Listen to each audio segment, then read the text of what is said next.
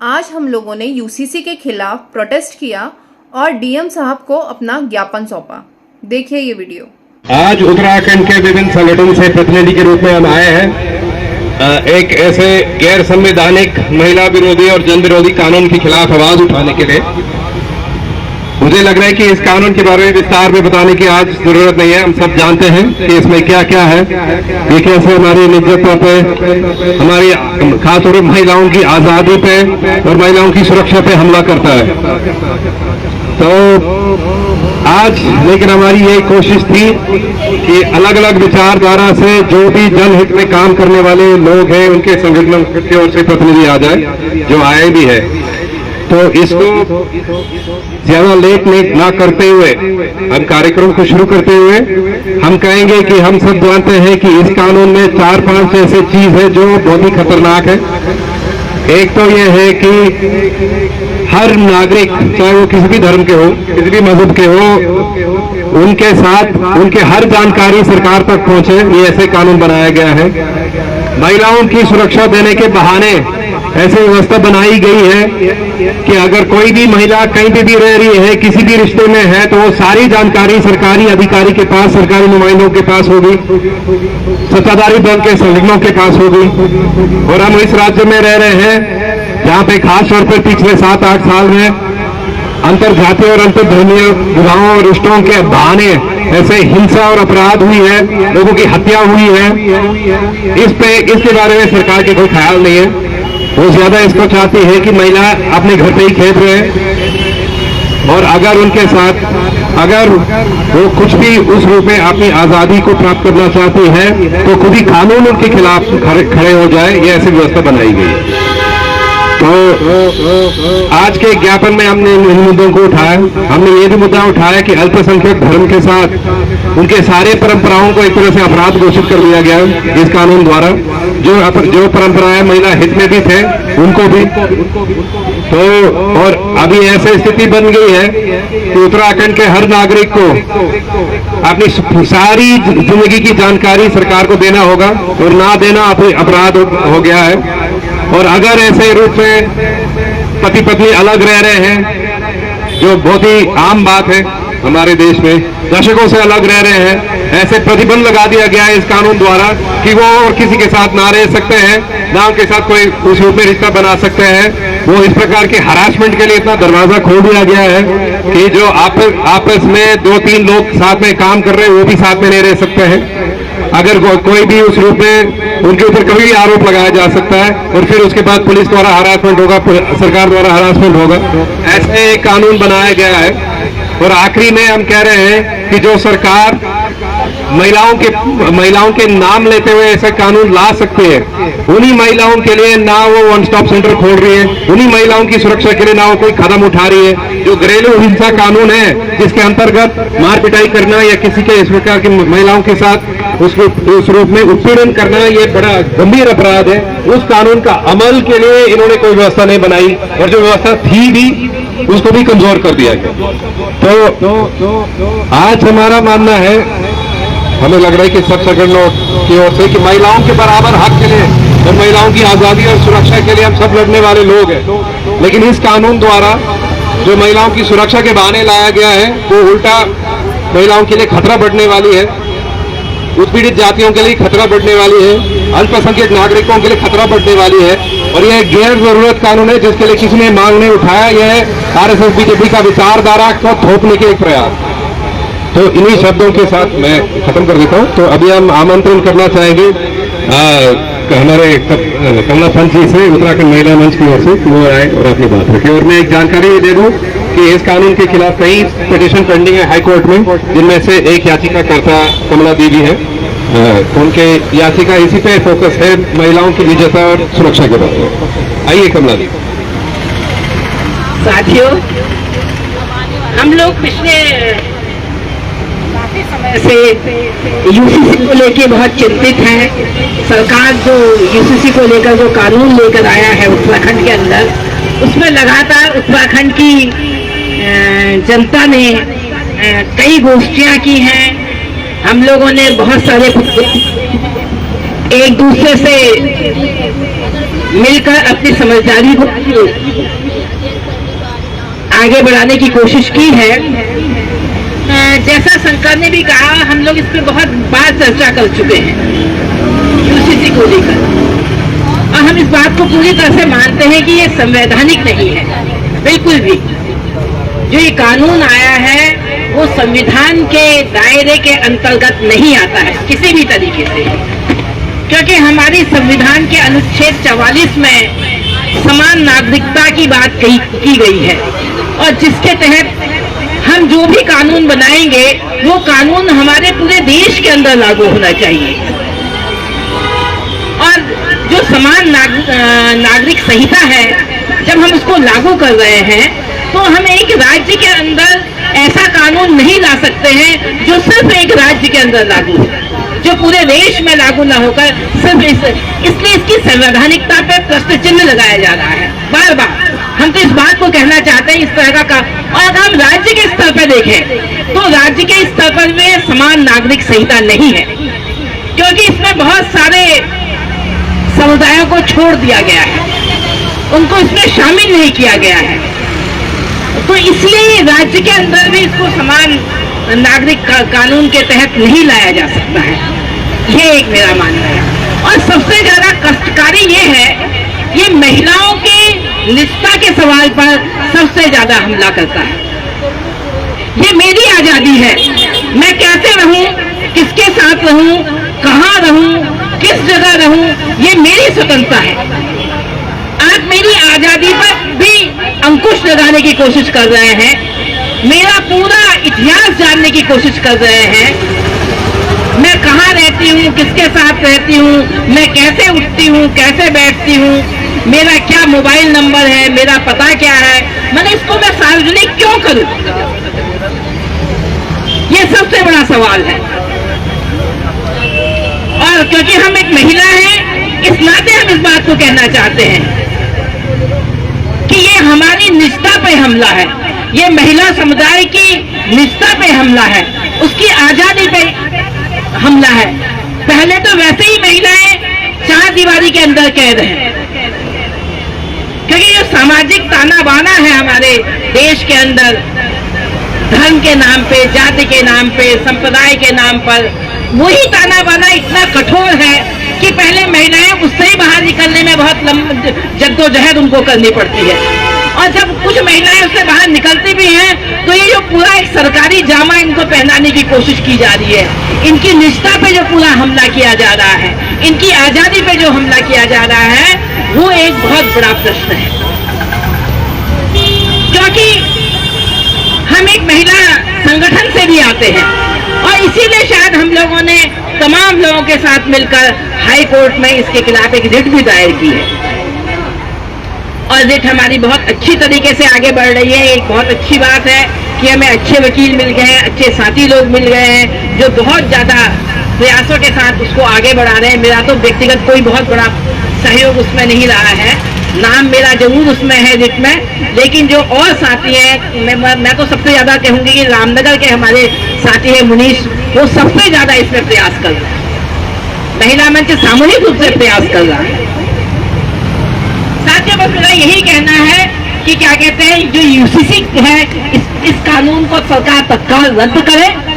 उत्तराखंड के अंदर इस तरह का कानून नहीं चाहते हैं, और शादी के रजिस्ट्रेशन का जैसा सवाल आज सामने आ रहा है, जो 2010 के पहले जो शादियां हुई हैं उनके रजिस्ट्रेशन का क्या मतलब होता है? जब एक कानून उत्तराखंड के अंदर पारित हो गया है कि 2010 के बाद जो भी विवाह होंगे उनका रजिस्ट्रेशन होना अनिवार्य है, जब ये एक बात हो गई है उसके बाद हम ये फिर से एक बखिया उधेड़ रहे हैं कि आप उससे पुराने भी जितने भी आपकी शादियां हुई हैं उनका रजिस्ट्रेशन करना जरूरी है। तो सवाल ये है कि आप हर तरीके से हमको परेशान करना चाहते हैं, चाहे कान सीधे न पकड़ के घुमा के हम अपना नाक कान पकड़े, तो ये वाली जो स्थिति आपने पैदा की है इसका हम बहुत विरोध करना चाहते हैं। साथियों, इतना ही मैं कहना चाहूंगी, क्योंकि और लोग भी बहुत चीजें अपने बोलेंगे, लेकिन इसके खिलाफ हमारा संघर्ष जारी रहेगा। वो कोई भी माध्यम हो सकता है, वो रैली हो सकती है, लोगों के साथ जनसंपर्क हो सकता है, हमारे पर्चे हो सकते हैं, हमारा धरना हो सकता है, हमारा कोर्ट हो सकता है। क्योंकि मैं ये बात की कि हम वो लोग हैं समाज के अंदर जो हम लगातार समाज के अंदर समाज के हितों के लिए संघर्ष करते रहे, और ऐसे समय में अगर हम मौन रहेंगे तो शायद हमको समाज भी माफ नहीं करेगा, और हमें इसके लिए जरूर आगे बढ़कर हमें कुछ न कुछ करना चाहिए, ऐसा मेरा मानना है। इसकी खिलाफत हमें लगातार करनी होगी। जय उत्तराखंड, जय। जो है अल्पसंख्यकों की चूड़ी टाइट करने के लिए, चूड़ी टाइट इनका शब्द है, बहुत प्रिय शब्द है, उनकी चूड़ी टाइट कर दी है। और जिस दिन ये कानून लागू हुआ 27 फरवरी को, उस दिन मुख्यमंत्री का आप एक बयान देखेंगे तो उन्होंने कहा है कि कोई श्रद्धा अब आफताब की शिकार न हो, इसलिए ये कानून लाया गया है। श्रद्धा और आफताब की कहानी 2022 की है, दिल्ली की है। श्रद्धा और आफताब लिव इन रिलेशन में रहते थे और बहुत क्रूरतापूर्वक आफताब ने उसकी हत्या की थी और उसके टुकड़े टुकड़े करके जगह जगह फेंका था। लेकिन इस देहरादून में आपको राजेश गुलाटी, अनुपमा गुलाटी याद है कि नहीं है? वो तो रिलेशन में भी नहीं थे, उनकी शादी थी, उनके बच्चे थे। राजेश गुलाटी ने अनुपमा अपनी पत्नी को मारा, उसके कई टुकड़े किए, कई, और डीप फ्रीजर खरीद के लाया बाजार से, उसमें रखे और धीरे धीरे उन टुकड़ों को जंगलों में फेंकता रहा। ये इसी देहरादून की कहानी है, जहां बैठकर मुख्यमंत्री कह रहे हैं कि कोई श्रद्धा किसी आफताब की शिकार न हो। तो सोचा जा सकता है कि केवल नफरत फैलाने की बात है। अगली बात जो लव इन रिलेशनशिप पे इस मामले में है, बाकी तो कहा जा रहा है जी ये तो वैध कर रहे हैं, ये सारी बातें यदि अलग रखी जाए तो लव इन रिलेशन में वो इसलिए है कि दो लोग हैं, अपने वयस्क हैं, उनका इरादा है कि हम बिना शादी के साथ में रहें, तो इसलिए था ये। लेकिन अब इसका रजिस्ट्रेशन करना है, चलो करवाओ रजिस्ट्रेशन। रजिस्ट्रेशन में भी कई शर्तें हैं, आपको एक मकान मालिक भी लाना है जहां आप रह रहे हैं, और इसके अलावा आपका जो वो रजिस्टर है, आप पुलिस में भी जाएगा, वो पुलिस के पास भी ये जानकारी रहेगी कि ये लव इन में रह रहे हैं। और लव इन से आगे जाओ रजिस्ट्रेशन पे, मैडम अभी कह रही थी शायद 23 अप्रैल 2010 को जो है स्पेशल मैरिज एक्ट नोटिफाई हुआ था, तो उसके बाद जबकि उन्होंने पहले से ही रजिस्ट्रेशन कर रखा है, लेकिन फिर से करने हैं, उनको क्यों करने हैं ये पता नहीं। और 23 अप्रैल 2010 से पहले, शायद 23 अप्रैल ही है, उससे पहले भी जो शादियां हुई हैं, जैसे मेरी शादी हो गई थी 89 में, तो मुझे भी रजिस्ट्रेशन करना है। और रजिस्ट्रेशन में मुझे मेरे शादी की फोटो चाहिए और कार्ड भी चाहिए, और जो पंडित है, पंडित का सर्टिफिकेट, पंडित का वो बयान भी चाहिए, और जो मेरी शादी में 2 लोग आए थे उनकी गवाही भी चाहिए। ये सारा है, 16 पेज का बता रहे हैं, 16 पेज का वो फॉर्म है, और उसमें तमाम तरह की हमारी निजी जानकारियां मांगी गई हैं। शादी का रजिस्ट्रेशन कर लिया आपने, उसके बाद आपके बच्चे हो गए तो तब भी आपको वहां जाना है, बताना है कि शादी की थी या संतान हो गई है, वो भी वहां बताना है। इस बीच आपका मोबाइल नंबर बदलता है तो वो भी बताना है, आपका ईमेल एड्रेस बदलता है वो भी बताना है, आपका एड्रेस बदलता है वो तो बताना ही बताना है, यानी कि और प्लस आपकी पत्नी या पति गुजर गए वो भी बताना है, मतलब सब कुछ उनको बताना है। तो इतनी सारी जानकारियां सरकार को क्यों चाहिए? कौन किसके साथ रह रहा है, कौन किससे शादी कर रहा है, किसने किसको छोड़ दिया, तलाक दे दिया, ये सब सरकार को क्यों जानना है?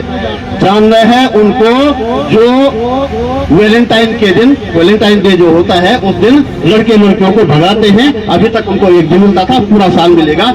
और वो जो रजिस्टर है जो तमाम तलाक के हैं, उसके हैं, वो तमाम कोई भी जाके उनको देख सकता है, वो गुप्त नहीं रहेंगे, वो सब देख सकते हैं, कहीं भी जाके रजिस्ट्रार ऑफिस में जाके वो देख सकते हैं, यानी कि सारा जो है सबको पता होगा कौन कहाँ किससे रिलेशन में है, किसकी शादी हुई, कौन किसका तलाक हो गया, कौन विधवा हो गई, कौन बुजुर्ग हो गया, सब उनको चाहिए, सारी जानकारी चाहिए। तो ये स्थितियां हैं, क्यों है, इस बारे में हमें सोचना पड़ेगा। धन्यवाद। कि जब भी मौका मिले जो भी कानून वो मुस्लिम अल्पसंख्यक समुदाय को नजर में रख के करने के लिए कानून बनाए, और मैं समझता हूँ इसी के चलते जो है ये कानून बनाया गया। और जो इसका नाम दिया है उन्होंने यूसीसी। यूसीसी। सच बात यह है कि यूनिफॉर्म कहीं पर भी नहीं है, इसलिए यूनिफॉर्म नहीं है कि इसमें जनजातियों को छोड़ दिया गया। अब जब तमाम जनजातियों को आपने छोड़ दिया तो फिर ये यूनिफॉर्म कहां से हो गया? तो इसलिए सरकार जो है ये धोखा करना चाहती है। अगर ये इतना बढ़िया यूनिफॉर्म सिविल जो इन्होंने कानून बनाया है, तो इस कानून को जो है यूसीसी को पूरे उत्तराखंड के अंदर लागू होना चाहिए था। जनजाति के लोगों को भी उसका फायदा मिलना चाहिए था अगर ये बढ़िया है तो, लेकिन जनजाति के लोगों को छोड़ दिया गया। और बहु विवाह प्रथा का जिक्र जो इसमें किया गया है, उस पर रोक लगाने के लिए दावा करते हैं। यहाँ हमारे बगल में जौनसार बाबर है, चकराता, जहां पर जो है जौनसारी जनजाति के लोग रहते हैं। अब वहां बहुपत्नी प्रथा के बजाय बहुपति प्रथा है। उसके लिए आप क्या करेंगे? तो इसलिए बड़ी चालाकी के साथ में जनजातियों को एक किनारे करके इसे कानून बना दिया गया। तो जाहिर है कि ऐसे कानून का जो महिलाओं के, इसके उत्तराखंड के आम नागरिकों की निजता पर सीधा हमलावर हो और जनता को उससे कोई लाभ नहीं हो। अब ये वो बात कहते हैं साहब, वो पैतृक संपत्ति में महिलाओं को हिस्से की बात करते हैं। तो हमारे यहाँ तो पहले से ये कानून बना हुआ है कि बेटियों को जो है पिता की संपत्ति में संपत्ति का अधिकार है। उनकी मौत के बाद या जीते जी भी अगर पिता संपत्ति का बंटवारा करता है बच्चों में, तो बेटियों को यह अधिकार प्राप्त है। इसलिए ये यूसीसी नहीं है, बल्कि जनता के जो निजी अधिकार हैं, जो साथी अभी बोल भी रहे थे, उन अधिकारों के ऊपर हमला करने के लिए ये कानून इन्होंने बनाया है। इसलिए ये कानून किसी भी हालत में इस प्रदेश की जनता को मंजूर नहीं है और इस कानून को वापस लिया जाना चाहिए। अगर समय रहते सरकार इसको वापस नहीं लेती तो आने वाले समय में इस कानून के विरोध में एक बड़ा आंदोलन इस पूरे प्रदेश के अंदर खड़ा होगा, हम भी कहना चाहते हैं। और मैं अपनी बात को इन्हीं शब्दों के साथ खत्म करूँ। दूसरे में साइन नहीं किया है।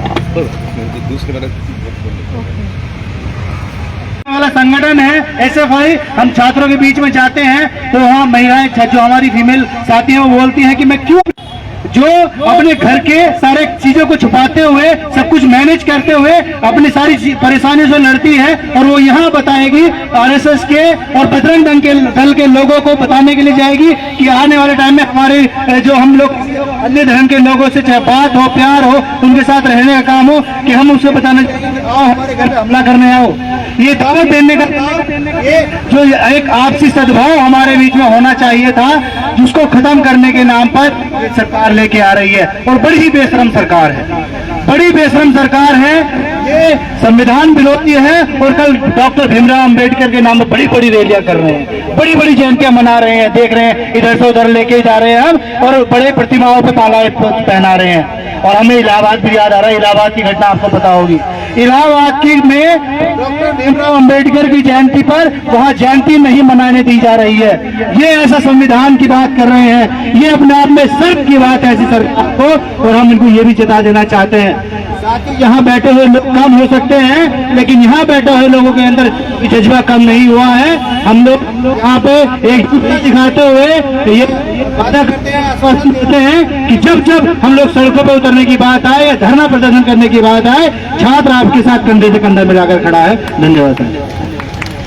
जैसी और तमाम संगठन आज इस बात को कहते तो है कि साहब जो सरकारी योजना लेके आ रही है वो योजनाएं ठीक नहीं है, लेकिन इसका भौतिक समर्थन एक कमला दीदी और बिश मैडम आई और पुलिस ने यह योजना बनाई कि आज याकूब सिद्दीकी को ठोकना है, अंदर जेल डालना है इसे। ये सिर्फ कुछ नहीं, ये अब्दुल को कैसे ठोकना है, बस इस तरह की इस नीति पर काम हो रहा है। और हमने खामोशी इख्तियार कर लिया, हमने ये खामोशी इख्तियार कर ली कि ये चाहे कुछ भी कर लें, ये हमारे हौसलों को पस्त नहीं कर सकते। हम इसको कोर्ट में चुनौती दे रहे हैं। हमने यूसीसी को भी कोर्ट में चुनौती दिया, हमने वक्फ बिल को भी कोर्ट में चुनौती दे दिया और बड़े लेवल पर दे दिया।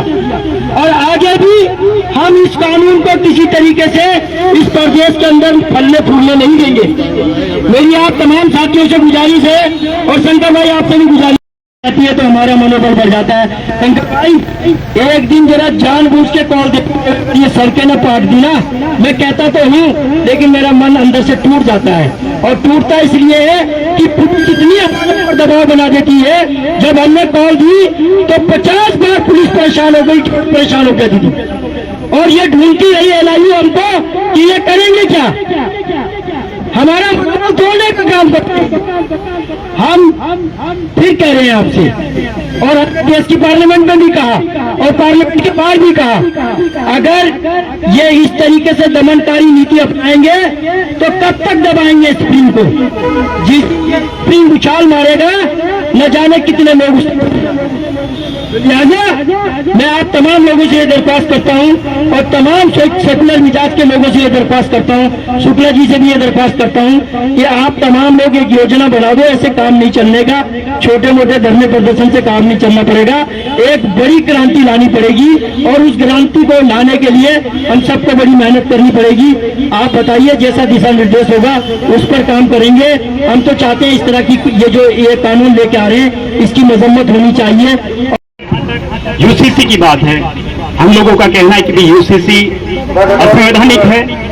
यूसीसी एक निगरानी का पूरा एक तंत्र है और यह हमें केवल अगर हम बात करें यूसीसी की तो हमें लगता है कि यूसीसी तक हमें समेट कर नहीं रखना चाहिए। हमें पूरा जो पैकेज है उस पैकेज को ध्यान में रखना चाहिए जो भाजपा का, संघ सरकार का अपना एक घोषित एजेंडा है और वह तब से एजेंडा है जब से वह अंग्रेजों की गुलामी करते आई थी। 1925 से लेकर के 1947 तक का पूरा इतिहास जो संघ का रहा है वह अंग्रेजों की गोद में बैठने का रहा है।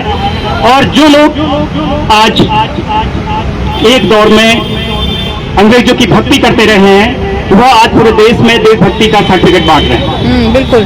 दूसरा हम लोगों का कहना है कि जो सबसे खतरनाक हम लोगों के सामने जो खतरा है वह खतरा एक फांसीवाद का तो खतरा बता करके पूरा रजिस्ट्रेशन होगा। उसके चलते जो संघी लोग होंगे, जो लंपट लोग होंगे, उनके पास हिंदू मुस्लिम जो विवाह होंगे उन विवाह की सूची पहुंचेगी या लिविंग की सूची पहुंचेगी। उसके बाद वो पूरे समाज में पोलराइजेशन करेंगे, ध्रुवीकरण करेंगे और लव जिहाद के इर्द गिर्द अपने आंदोलन को और तेज करेंगे। ये ठीक जो जर्मनी के हिटलर ने और उसकी नाजी पार्टी ने अपने देश में किया था, यह ठीक उसी प्रकार का एजेंडा है। और सबसे ज्यादा गंभीर खतरा हमारे सामने जो है वह फांसीवाद के रूप में खतरा है। और यह पूरा का पूरा हिंदू धर्म की आड़ में उस जो आम लोगों की जो आस्थाएं हैं, जो उनका अपना धार्मिकता है, उस चीज का इस्तेमाल करते हुए लोग आगे बढ़ रहे हैं और पूरे देश में पोलराइजेशन कर रहे हैं। और बात केवल मोदी या संघ तक सीमित नहीं है, बल्कि हमें देखना होगा कि यह पूरा का पूरा एक गठजोड़ है। और यह गठजोड़ इस देश के जो बड़ी पूंजी के मालिक हैं, इस देश के टाटा, बिरला, अडानी, अंबानी से जो देश के जो बड़े एकाधिकारी पूंजी के मालिक हैं और जो संघ है, उनके बीच में गठजोड़ कायम हो चुका है। इस गठजोड़ के जरिए इस पूरे देश में एक तरफ भयानक असमानताएं पैदा कर रहे हैं और दूसरी तरफ समानता के नाम पर पूरे देश का पोलराइजेशन कर रहे हैं और राजनीतिक तौर पर ध्रुवीकरण कर रहे हैं। और इनके अगर दर्शन को देखें तो ये पूरा का पूरा इस देश के जो समानता की एक लड़ाई लड़ी गई थी, आजादी की जो लड़ी गई थी और जो समानता बराबरी के जो मूल्य हैं उसके पूरे खिलाफ है। यह दलितों के खिलाफ है, मेहनत के दलितों के खिलाफ है, यह महिलाओं के खिलाफ है, यह मुस्लिमों के खिलाफ है, यह पूरी मजदूर मेहनत जनता के खिलाफ है। यह हमें देखना पड़ेगा।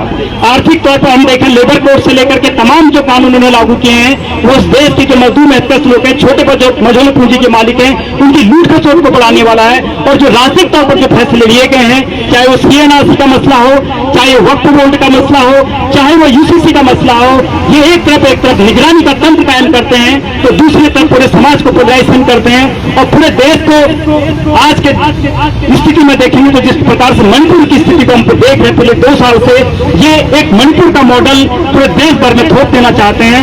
इसलिए हम लोगों को सजग होकर, सचेत रह करके जनता के बीच जागरूकता का बड़े स्तर पर कैंपेन चलाना होगा और तभी हम अपने जो 13 अप्रैल 1919 के जलियांवाला बाग कांड से शहीद थे और जो भगत सिंह जैसे जो शहीद थे जिन्होंने समानता के लिए अपनी जिंदगी कुर्बान की, तब ये लड़ाई आगे बढ़ सकती है।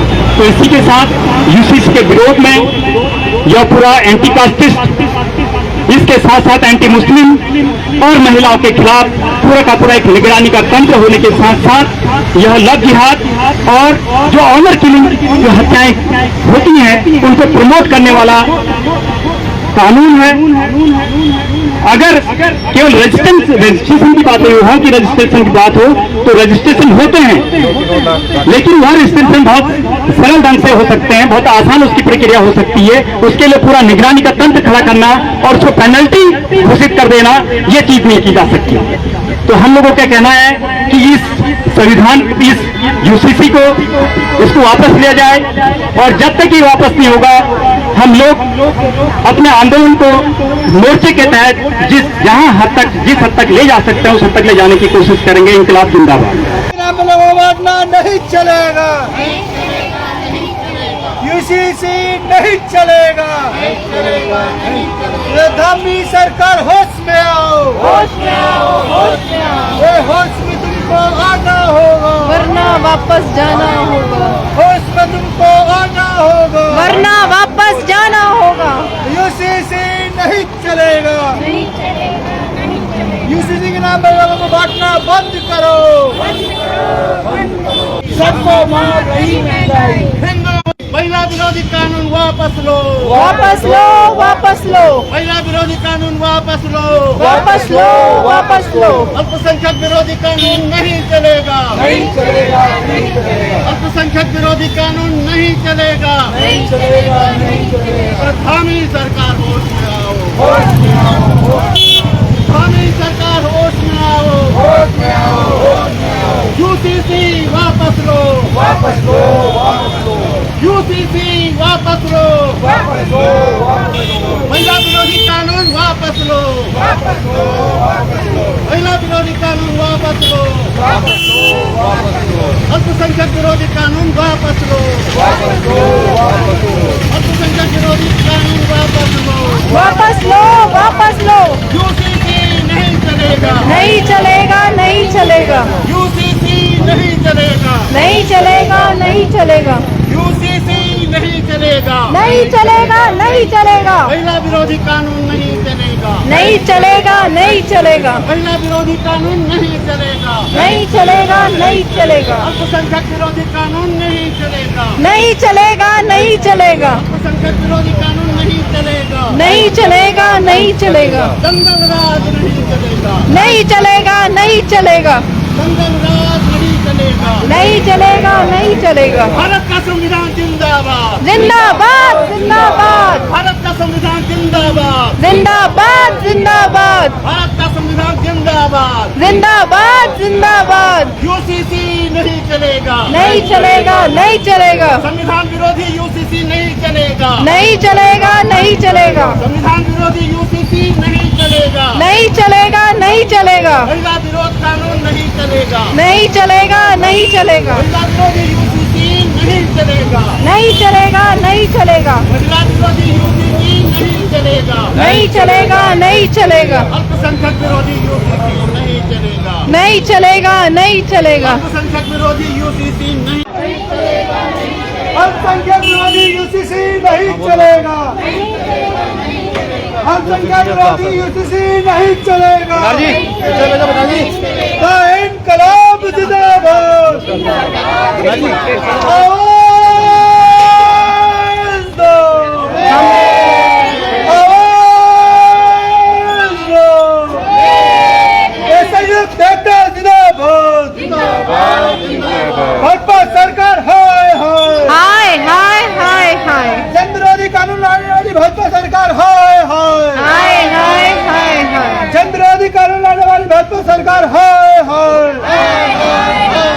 महिला विरोधी यूसीसी लाने वाली भाजपा सरकार मुर्दाबाद, जन विरोधी यूसीसी लाने वाली भाजपा सरकार मुर्दाबाद, आवाज दो,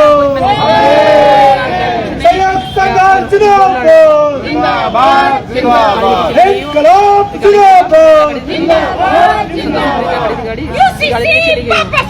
वापस लो, वापस लो, वापस लो, वापस लो, वापस लो, वापस लो, वापस लो, वापस लो, संविधान विरोधी यूसीसी वापस लो, वापस लो, इंकलाब जिंदाबाद, जिंदाबाद जिंदाबाद जिंदाबाद, जिंदाबाद जिंदाबाद इंकलाब जिंदाबाद, जिंदाबाद जिंदाबाद। यूसीसी नहीं चलेगा, नहीं चलेगा, नहीं चलेगा, यूसीसी नहीं चलेगा, नहीं चलेगा, नहीं चलेगा, जन विरोधी यूसीसी नहीं चलेगा, नहीं चलेगा, नहीं चलेगा। इंकलाब जिंदाबाद, जिंदाबाद जिंदाबाद, धामी सरकार मुर्दाबाद, मुर्दाबाद मुर्दाबाद, धामी सरकार मुर्दाबाद, मुर्दाबाद मुर्दाबाद। यूसीसी वापस लो, वापस लो, वापस लो, यूसीसी वापस लो, वापस लो, वापस लो। यूसीसी धोखा है, धोखा है, धोखा है, यूसीसी धोखा है, धोखा है, धोखा है। महिला विरोधी यूसीसी वापस लो, वापस लो, वापस लो, महिला विरोधी यूसीसी वापस लो, वापस लो, वापस लो। अल्पसंख्यक विरोधी यूसीसी वापस लो।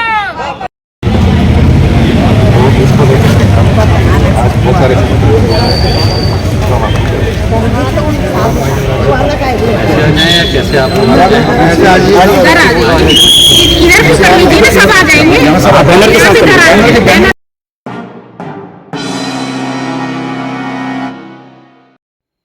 फिर हम सब ने डीएम सर को ज्ञापन दिया और डीएम सर को सारी प्रॉब्लम्स बताई जो यूसीसी के कारण जनता फेस करी।